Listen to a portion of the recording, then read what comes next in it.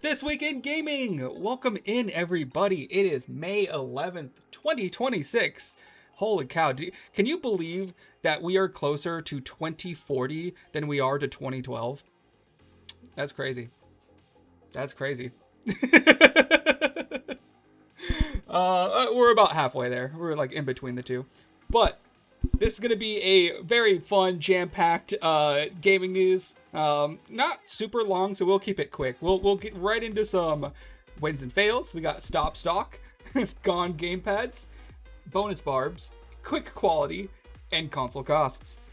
All right, without further ado, let's get into today's first fail. By the way, I noticed every single one of these episodes has more fails than wins. There's about 3 fails and 2 wins. That's not intentional. I don't like just bad news. It's just there's consistently bad news.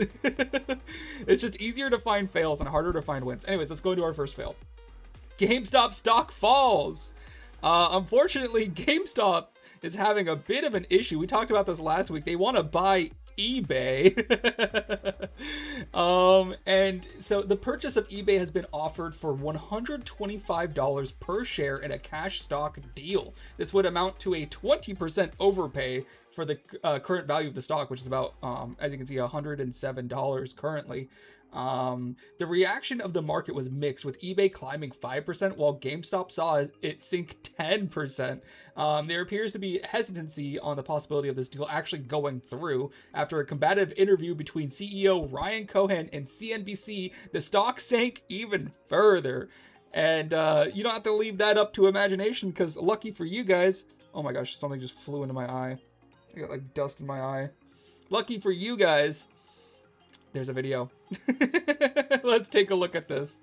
Invariably, the audience, and I know a lot of people are going to ask, how does the math for you? How's it mathin'? Given the price tag, $56 billion, given the market cap of GameStop, which is a fraction of that. I know you have this $20 billion financing letter from TD, but sort of walk us through how you could get to that price and how it would work. It's on our website. It's half cash, half stock, but the details are on our website. Why does he remind me of Jesse Pinkman? Like, it's on our website, bitch. It's gonna be half cash, half stock, yo. Like, he's like so unenthusiastic, like kind of like sleeping through this interview. And the funny thing is, I'll just spoil this right now. A lot of people thought this was a really strong interview from him, and then like people with more than 2 brain cells to rub together were like, "This is insane." Can you help? I've read them, but can you help our audience understand them? Yeah. Which part exactly? Which part do you not understand? Well, I think we can start with the idea that the market cap of GameStop is, call it, $11 billion. You have $9 billion on your balance sheet. Arguably, if you're providing effectively all of your stock, and then the cash that gets you to 20, you have this letter from TD. That's another 20. We're now at 40, but we're still off by, call it, 16. And the 20, as far as I understand, while it's considered a highly confident letter, meaning TD saying they're highly confident that they would provide the financing, it's not locked financing. Yeah, we'll see what happens. We'll see what happens, brother. Okay, let me break it down to the non-finance people out there. He just said you are $16 billion short, even with financing, even with your entire stock. Where is the money coming from? And this dude just goes, "We'll see what happens."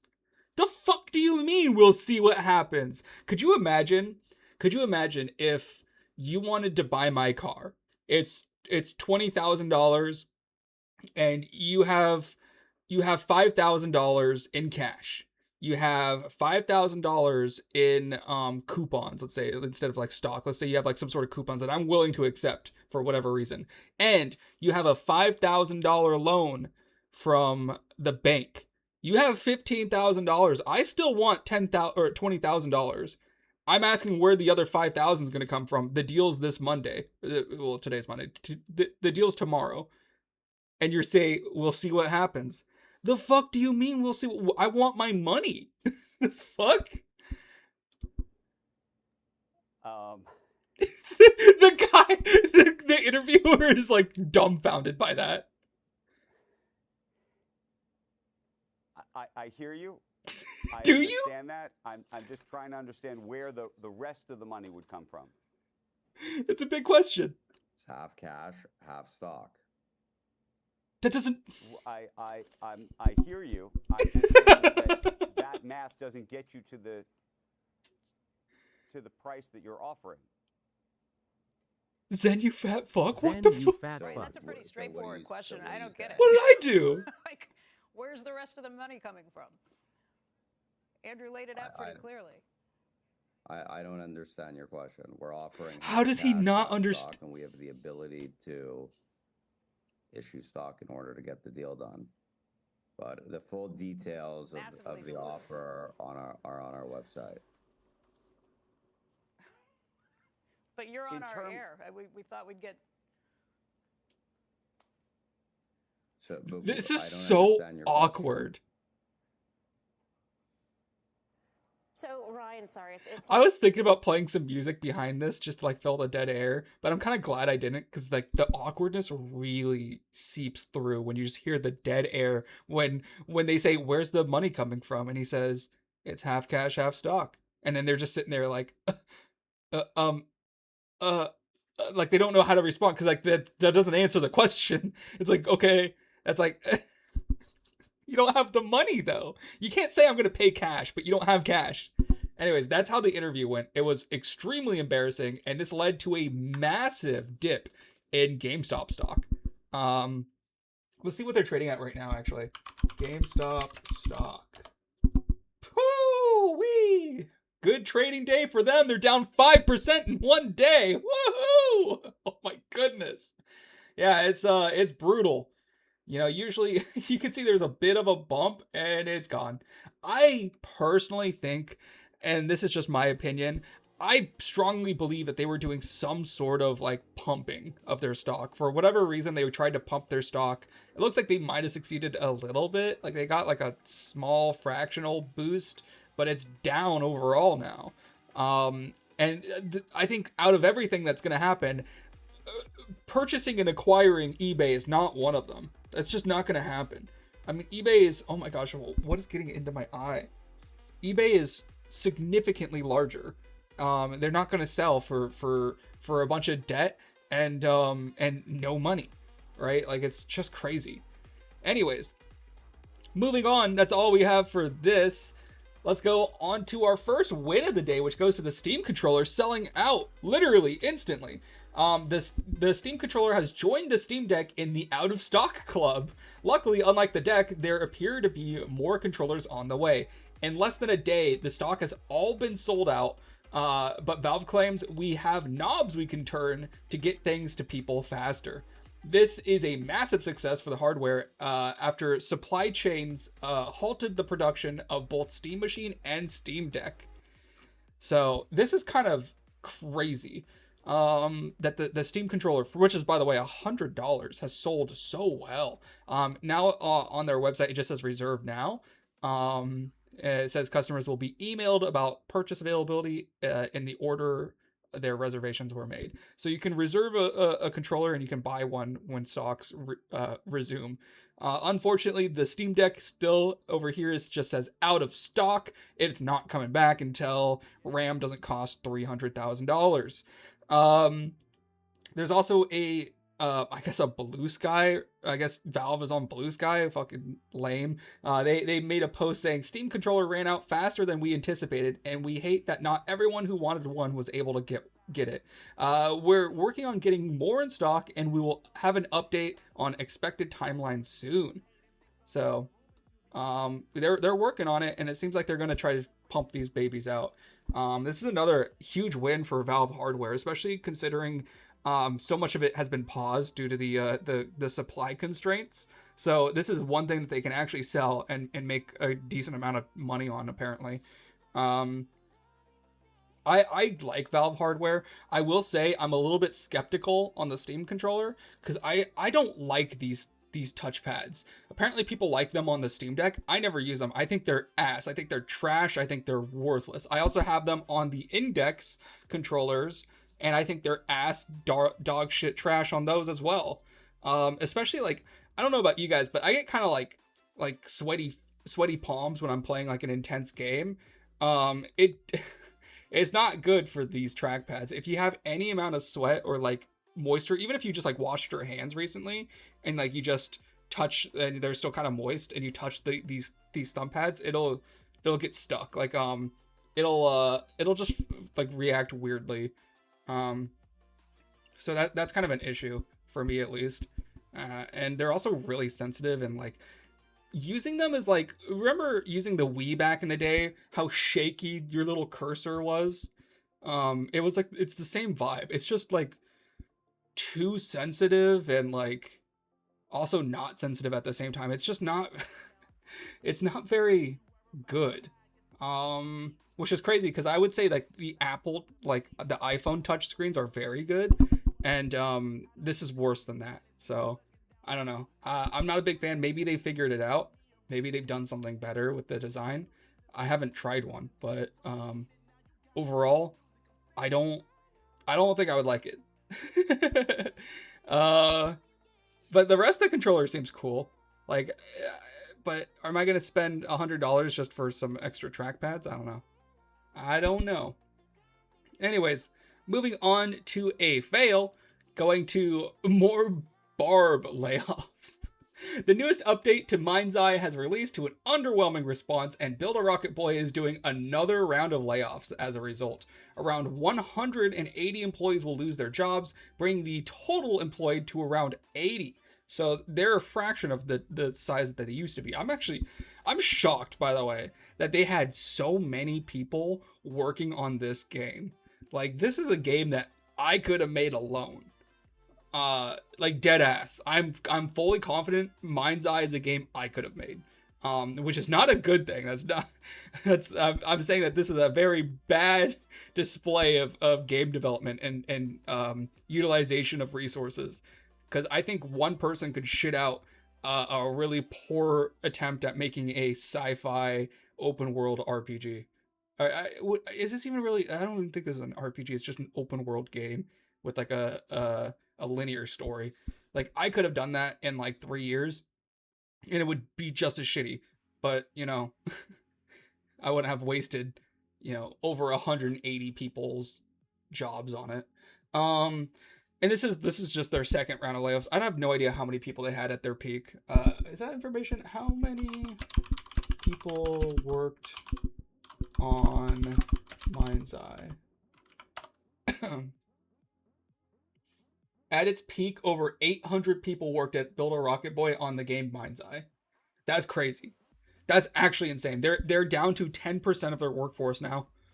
800 people to make that fucking game is like I sometimes I genuinely don't know how these AAA studios, I guess that, is that AAA? I don't even know. AAA's gotten so big, I think that might be still like AA, but I don't know how you have this many people work on something and it turns out so shit. Like, if I had 3 people, including myself, so like 2 extra people, and we just had a year to make a game, I guarantee you whatever we made would be better than Mind's Eye. Like 100%. If I had 800 people, you would have maybe 400 awesome games. I couldn't imagine shitting out Mind's Eye with 800. Sorry, I'm getting so lost on that number. That's like actually mind blowing to me. The DLC includes digs at people the CEO claims sabotage the game, as the goal of the company seems to be revenge rather than delivering a good product. So a lot of people notice that the whole sabotage and what is it? Corporate espionage storyline of the DLC is very similar to what they're claiming happened behind the scenes that made the game bad.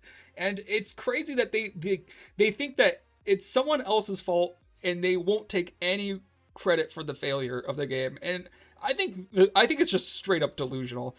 And it just kind of shows like where their head's at. Like, they want to make it, you know, the fault of other people rather than just admitting like, hey, we made a shitty product and it's not very good. Like, and you know, I feel like there's a case study here where you could look at the release of Crimson Desert, which also, it didn't launch as terribly. There was a lot that was redeeming about it, but even after their launch that was very controversial, they had like weekly updates, update after update after update after update, and that's because they were really dedicated in finishing and making the game better.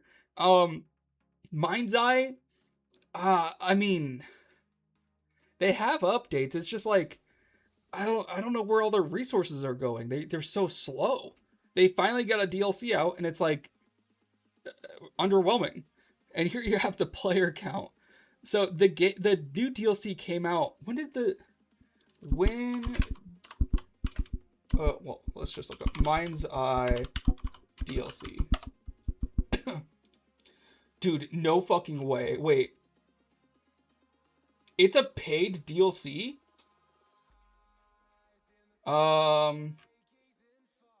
That can't be true, right? Blacklisted. It's called Blacklisted.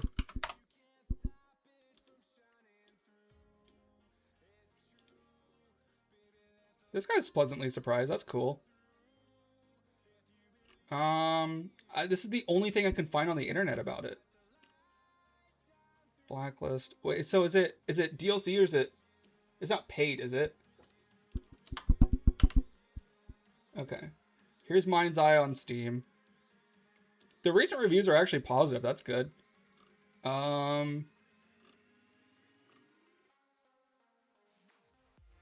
Is this it? Blacklisted. Starting with Blacklisted and new build. Okay. I think this is a free update. I don't see anywhere that says that you have to buy it. But they do have DLC. They have a deluxe edition upgrade, which is $18.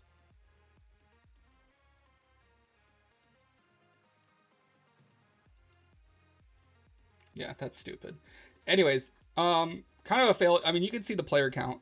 The DLC came out and it's affected literally nothing. They're literally close to zero people playing. Like, this is for 800 people to make something. It peaked at 3,300 players 11 months ago, and it currently has 14 people playing it. 14 souls playing this goddamn game. Holy cow. I don't even know what to say. That's crazy. I've never seen a more dead game in my life. I don't suppose I said this before. I thought Build a Rocket Boy was gonna go bankrupt before. I don't even know what they are anymore. I can't imagine that they survive much longer. It's kind of crazy that they've even lasted this long just bleeding money. Anyways, moving on to our next win, which actually is kind of tied to what we were talking about before. How Pearl Abyss updates quickly. The bounce back for Crimson Desert has been generational and was in large part due to the quick turnaround time for updates. When asked how they do it, PR director Will Powers explained that, dude, it's such a cool name for a guy who works on RPGs. Will Powers? Dude, what? Explained that they've become used to it after working on MMO Black Desert. Updates of this magnitude are rare, and it appears... I said Pearly Abyss. Pearl Abyss has an edge in that they have experience with fast-moving live service games. They also explain that their studio is built like an indie dev. They aren't slowed down with bureaucracy like AAA ones are, which I think is a huge thing. Apparently you can just work at this studio, which is weird. It's super fucking weird. You clock in, you sit at your computer, and you make content for the game you're working on. That's weird. You don't have to like run it up the chain of command, get approval for things. You just make shit. You like work on the game, and like maybe you're a 3D modeler and you're like, it'd be cool if we added, a new character, and you do it. I can't believe that. Anyways, here's a quote from Will Power. I'm gonna just call him Will Power now. Everything, this is a picture of him too. I think this is him. This is from his LinkedIn. Everything patch-wise, content-wise, has been iterated in real time based on feedback, based on response. If you bake in a roadmap, you're presuming. We are not baking in presumptions around what the players want. That's such a unique way of looking at it, because every time there's like a bad or controversial launch, you always get a roadmap. You know, we got the Cyberpunk roadmap, we got the Mind's Eye roadmap, we got the High Guard roadmap, we got the I don't think we ever got a Concord roadmap, but you get what I mean.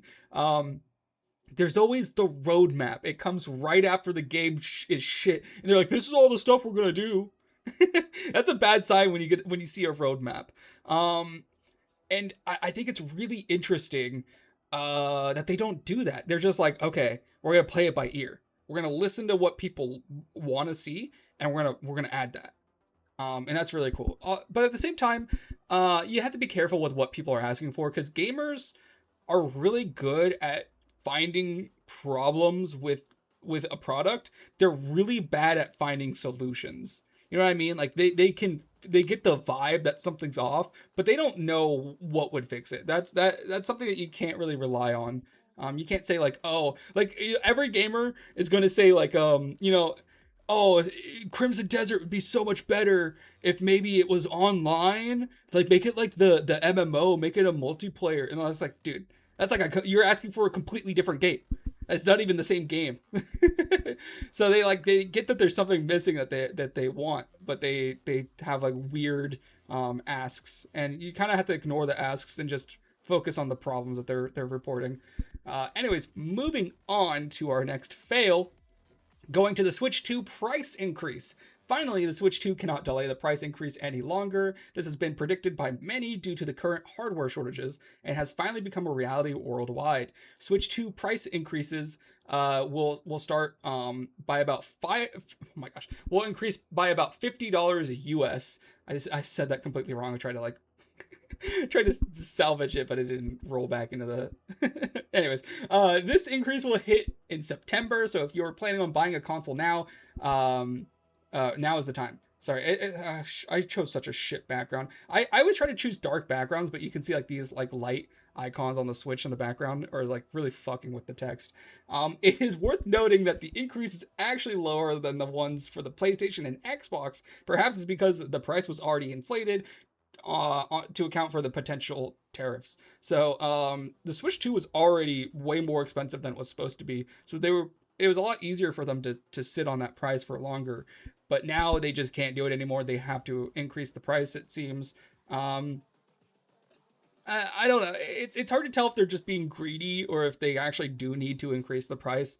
At this point, there is a lot of things that are affecting the price, the market. You have oil prices climbing, so like shipping is more expensive. You have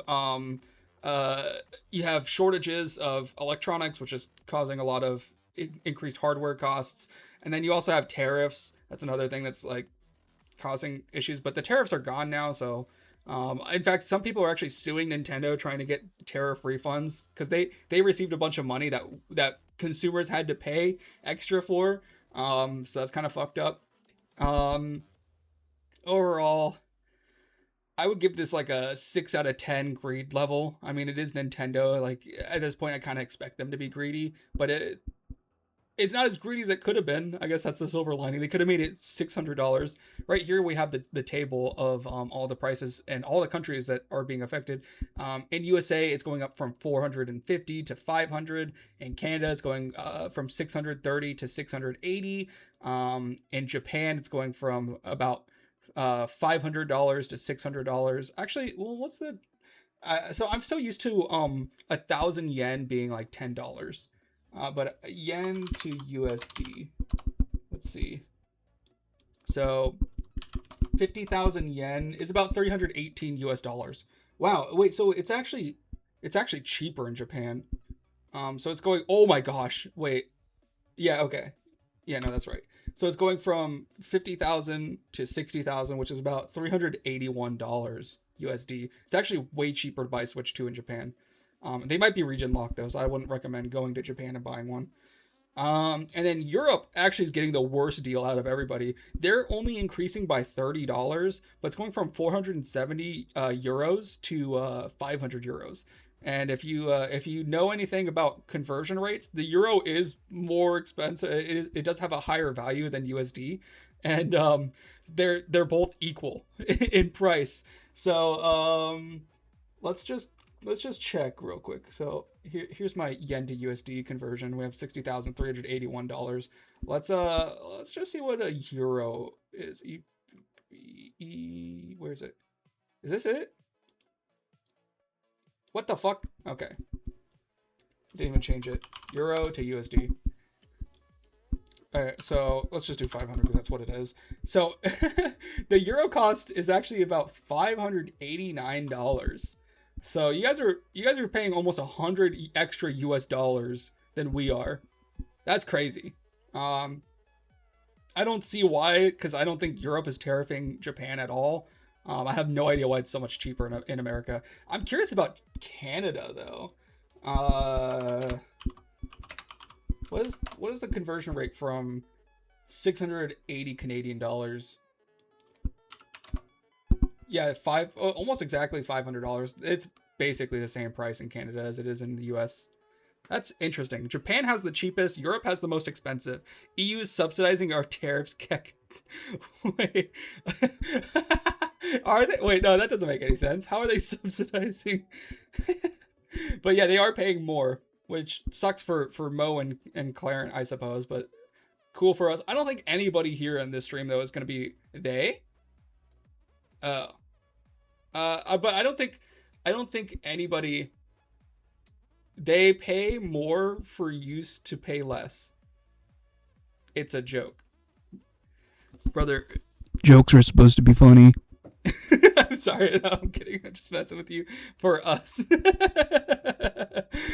Stefan, I think you need to take a nap. You need to wake back up at 4 p.m. and let's see how you're feeling. It's too early for you. No, but you're right. It is more expensive for theirs. I don't know what's going on, but I don't think anybody on this stream is interested in buying a Switch 2. Bedge. Good night. Are you streaming today? All right, let's move on to our next story. Gamers not paying full price. So that's the end of our wins and fails. We have an IGN survey reports that 62% of highly committed gamers are not paying full price for their games. This is at a time of extreme market saturation and broken day one launches, so it makes sense that that this would be the case. This marks a major shift in consumer habits as gamers have become cautious about wasting money on pre-orders and being early adopters to games that may shut down in a week. I mean, I've definitely felt this myself. I wait for games, now I don't ever pre-order anything. I wait to see how the reviews look, and if it's good, I'll join a game like a month or two after launch. Sometimes I'll even wait for like the first sale. That's how I was with Arc Raiders. I didn't play Arc Raiders for like the first 2 or 3 months. And that's just because like, I didn't know if it was going to be good. I had no idea. It's also not like my genre of games, and we're in a time where, a game might last a month. You know what I mean? Do you expect me to spend $70 on a game that might not be playable by the end of the month? Like it's such a waste of money.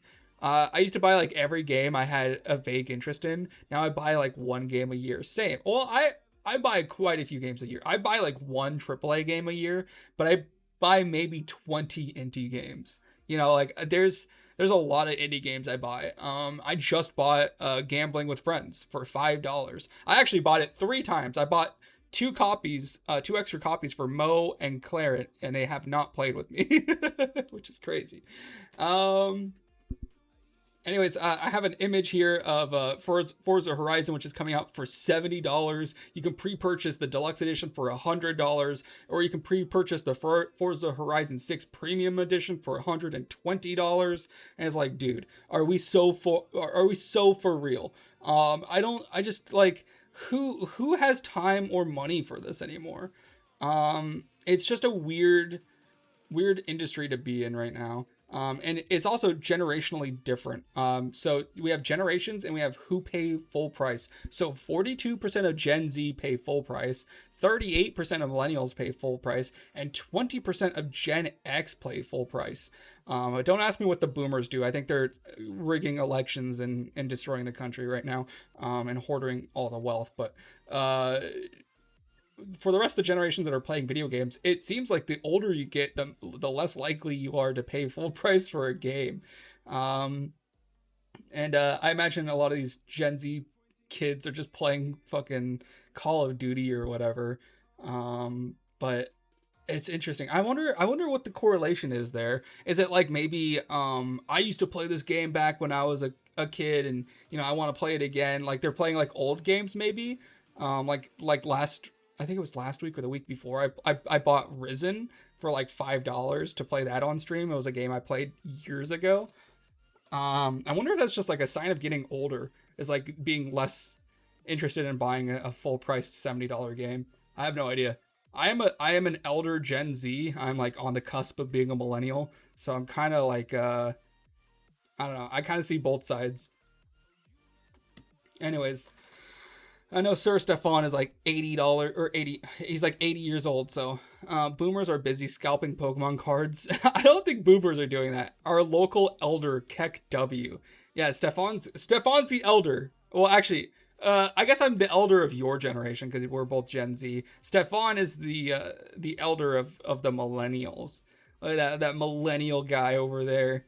Stefan is like 1 billion years old.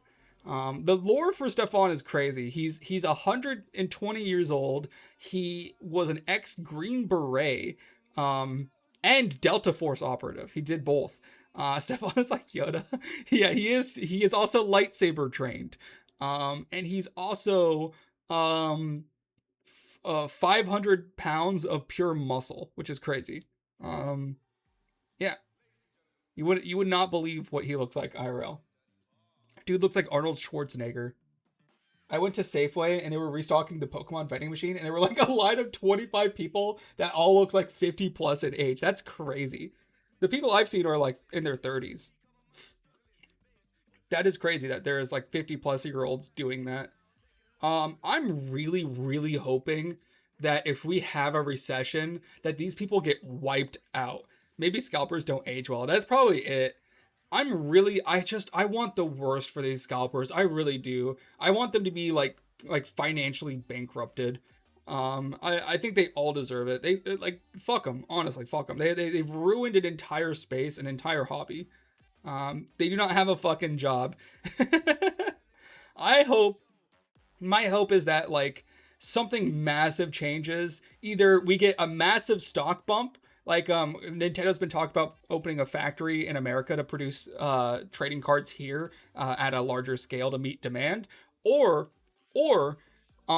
like a massive like recession or like a financial crisis where people don't have money to spend on Pokemon cards anymore. That would be cool too. Just because like I know that I would still have a couple extra bucks to like buy a pack or two. And I miss being able to walk into a store and see, oh, Pokemon cards. Yeah, I'll grab a pack. It's been a while. I'll rip a pack. Like I can't do that anymore. If I want to open Pokemon cards, I need to either wait outside for 12 hours before they open, which I'm not fucking going to do, or buy it at scalper prices, which I'm also not going to do and never have done and never will do. It's just ridiculous. I'm very fortunate though that I'm more of a Magic the Gathering player. However, Magic the Gathering's also had a fair bit of scalpers. It's like that over here. We don't really have many scalpers. That's nice. That would be really sick to live in an environment like that. But unfortunately, that's not my reality. Anyways, moving on to the second part of the story. PC gamers only spend $30. On the same topic, a report from Newzoo claims that PC gamers consistently buy cheaper games than console players do, often spending less than $30 on each new game. This is due to a thriving indie market that has taken a large portion of revenue away from AAA releases. As console figures out how to bolster their indie releases, the same will likely occur on these platforms as well. In the meantime, PC gamers may enjoy higher quality and cheaper games much sooner than console players who will continue paying a premium for those games. Um, Here have a couple images. I mean, you can get Repo for $7. This game, Sledding Game, has been going viral, and it's $4.45. I have a little quote right here. The virality of Steam discoverability has created a gold rush of games that will hit consoles years later. So a lot of people, the majority of people buying games on Steam are not spending more than $30. They're buying games within like this price range. You know, Gambling with Friends is a game that went mega viral, and that game costs $5 maybe. I think I got it on sale for $4.50. Sledding Game is the same people as Gamba with Your Friends. Really, dude? They're pumping them out, dude. I'm telling, like, this studio knows something. Like, they have 2 mega hits that only cost $5. Very, very smart. They know how to capture virality, and that's kind of where Steam is at. Like, Steam is almost like content creators. It's almost like YouTube, except with like game developers. And I think that's huge. And I don't see consoles catching up with that unless they change something about their requirements for posting on their platforms. Steam is a really accessible platform. Like Xbox and PlayStation are not. Adrift is also $5. Just saying, yes, buy Adrift as well. It's in that price range. And Infinium's coming out next month, and it's only going to be $20, so it'll also be in that same price range. Anyways, it's all to say there's a huge change in PC gaming as well. Like PC gamers are more likely to spend less on games than any other console gamer. And that's all we have for that story. Moving on to our Ocarina of Time remake story. Rumors are circulating about a potential Switch 2 remake for Ocarina of Time. This rumor comes from Nate the Hates podcast, in which he alleges that a Splatoon and Star Fox games are also in development. Since then, both of those games have been announced, making people believe that the Zelda remake is coming next. This rumor would have no teeth if he didn't say, oh yeah, there's going to be a Splatoon game. He even guessed the name. It's called Splatoon Raiders. He's like, there's going to be a new Star Fox game, and there's going to be a Zelda remake. So, and then right after he says that, the other two got announced, and it's like, okay, so is there a Zelda remake? I guess we'll see. Fans are holding their breath for June when they expect an announcement to confirm that this game is being released in a Nintendo Direct. So usually Nintendo Directs happen in June, so we're just kind of waiting for that to see what happens. And here's his post. This is a post on Twitter where he links to the YouTube video. This was a month ago that this video came out, by the way. He says, here's what we know: direct timing, summer lineup, new Star Fox, Zelda remake, and 3D Mario delay, and more. What's next for Nintendo Switch 2? We'll discuss what we've heard and if it excites. So it looks like he was right about 2 things, and we'll see if he was also right about Zelda. Then again, keep in mind this is just a rumor. So peak game. Your game is peak.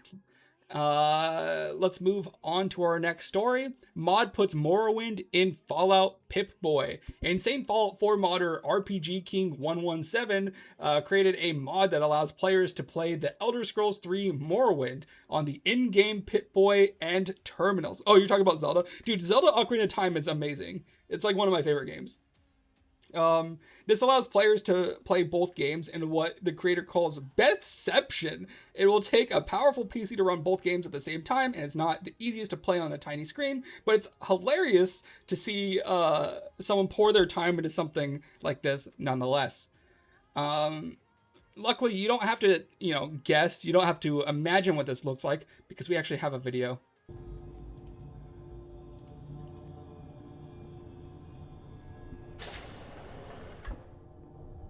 Is that Morrowind on the desk? That's hilarious. Alright, let's take a look. Play tape.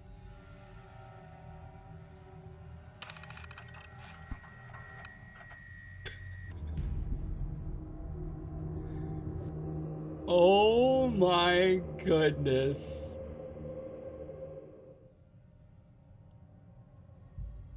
It looks so good. Amazing. No way. Pip-Boy Edition by RPG King 117. It's legitimately the whole game.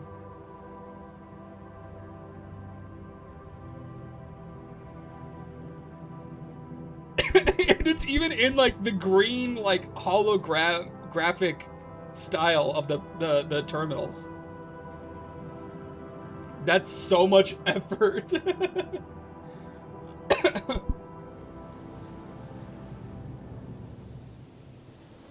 They have taken you from the Imperial City's prison.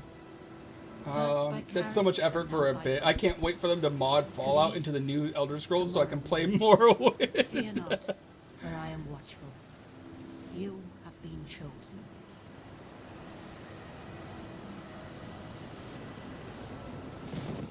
Wake up. We're here. Why are you shaking? He's just playing the full Are you game. okay? Wake up. You can't see shit. Stand up. There you go. Oh my gosh. What's your name? Well, not even last night's storm could wake you. I heard them say we reached Morrowind. I'm sure they'll let us go. This is so ridiculous, dude. Can we skip? I want to skip and see him play it. Oh my gosh. This is where they want you. Head down to the dock. It has scan lines. You finally arrived, but our records don't show from where. Oh my goodness. I cannot believe someone did this. Great. I'm sure you'll fit right in. Follow me up to the office and they'll finish your release. I could picture myself doing like playing this and then just getting lost and just forgetting that I was inside of Fallout. People have too much free time. They really do. Ah, yes, we've been expecting you. You'll have to be recorded before you're officially released. There are a few ways we can do this. All right, I want to see him get out of the game. Wait, oh my gosh, can you get this shit off my screen so I can actually see the fucking video? All right, so he saved the game and then he quits and it goes right back into the terminal. That's crazy. Wait, this guy, wait, he also put Fallout 1 on the Pip-Boy? Hold up. This was highly requested, and I couldn't not do it. There is not a holotape for it yet, but I can still show this fully working. So let's go ahead and hop right into this. Dude, what the fuck? What is this guy? He put Fallout 1 and Fallout 4. I'll show it fully working here in a moment. I'm gonna let everything load through for nostalgia's sake.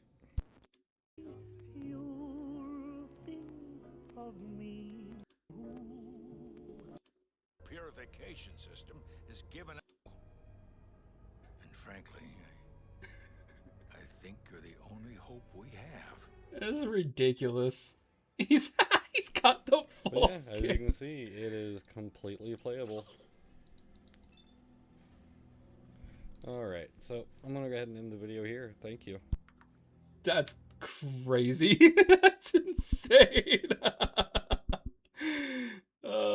Maybe the ink spots. Yeah, it's the Adrift trailer music kicked out. Yeah, I try to skip past that quickly because I would get DMCA'd. Yeah. So that's it. That's the end of our gaming news.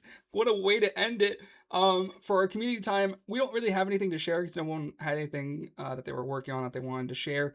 I wanted to just leave you guys with the message that loss is inevitable. And today's quote is, "Loss is a part of life. If you don't have loss, you don't grow," by Dominic Cruz.